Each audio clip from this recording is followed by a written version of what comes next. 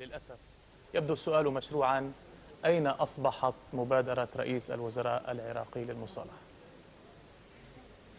بسم الله الرحمن الرحيم. طبعا مشروع المصالحة كان مشروعا فضفاضا واسعا، وربما كان مقصود هذه الفضفاضية يعني ربما تكون مقصودة، ولكن الحقيقة نحن أشرنا في نفس يوم إعلان مشروع المصالحة من قبل السيد رئيس الوزراء، وقلنا لا بد من فتح صفحة جديدة، ولا بد من إعلان عفو عام، ولا بد من مراجعة قانون اجتثاث البعث.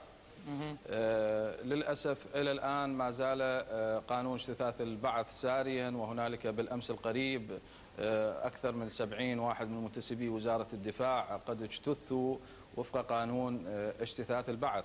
الحقيقة أن الشعب العراقي بشكل عام كان يعيش تحت ظل نظام حكم شمولي. نعم. لم يكن هنالك مواطن بالغ عاقل راشد إلا وهو بعثي، وبالتالي أنت عندما تحاول أن تطرد جميع منتسبي الأجهزة الأمنية وجميع البعثيين من درجة عضو فرقة فما طالع، والجيش المنحل اللي هو الجيش العراقي السابق اللي تعداده ما يقارب نصف مليون، فإن هؤلاء مشاريع مهيئة لكي يلتحقوا بالمقاومة أو بالمنظمات الإرهابية أو بغير ذلك. طيب، لأنك لم تفتح لهم بابا لكي تحتضنهم. ولكن سيد إياد، رئيس الوزراء نور المالكي أعلن أكثر من مرة أن عشرات الفصائل التي تحمل السلاح أبدت رغبتها في الانخراط في هذه المبادرة، ولكن في المقابل نشاهد أن الأرض تحترق. هل تعتقد أن كثيرا من هذه الفصائل يعني تقول شيئا في العلن ولكنها في الخفاء تستبطن مشروعا للعنف؟ أنا لا أعرف هذه الفصائل من هي وما هو حجمها وما هو دورها. يعني ما ذكره السيد رئيس الجمهورية من أن الناصريين والقوميين العرب فاتحوهم، من هم الناصريون؟ يعني هل هنالك جيل من الشباب ناصري مثلا ويحمل السلاح؟ هل هنالك جيل من الشباب من القوميين العرب يحمل السلاح؟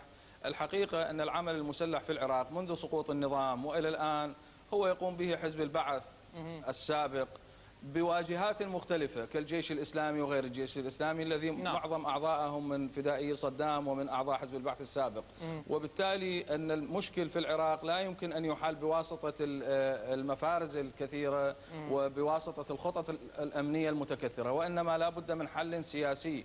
واليوم قد استمعنا في البرلمان إلى كلام أحد الساسة العراقيين من حزب الدعوة، وكان كلاما رائعا ومعقولا، وهو أيضا يدعو إلى حل سياسي للأزمة في العراق. بالنسبة إلى البرلمان العراقي، استدعاء وزيري الدفاع والداخلية لمساءلتهما سيد إياد، هل تعتقد أنه خطوة بالاتجاه الصحيح؟ وهل تعتقد أن هاتين الوزارتين مقصرتان في الجانب الأمني العراقي؟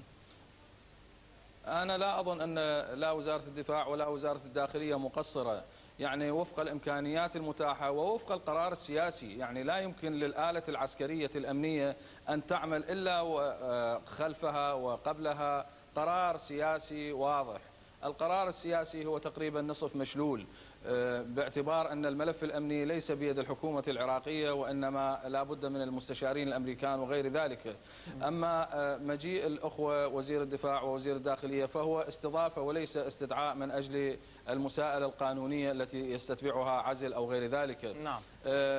قوات الجيش الآن وقوات الشرطة والأجهزة الأخرى يعني الآن اكتملت دورة العنف. كان العنف من جهة واحدة منذ سقوط النظام إلى الآن، ولكن الآن أصبح ضربة هنا وتأتي ضربة هناك. الآن اكتملت دورة العنف، ونحن على بوابات حرب أهلية حقيقية، ولا بد للساسة العراقيين وذوي القرار أن يعوا خطورة المرحلة ويبادروا لحل سياسي حقيقي. نأمل ذلك. السيد إياد جمال الدين، عضو مجلس النواب العراقي من بغداد، شكرا جزيلا لك. الآن إلى نادين وآخر أخبار مؤشرات أسواق الأسهم. نادين. شكرا طالب.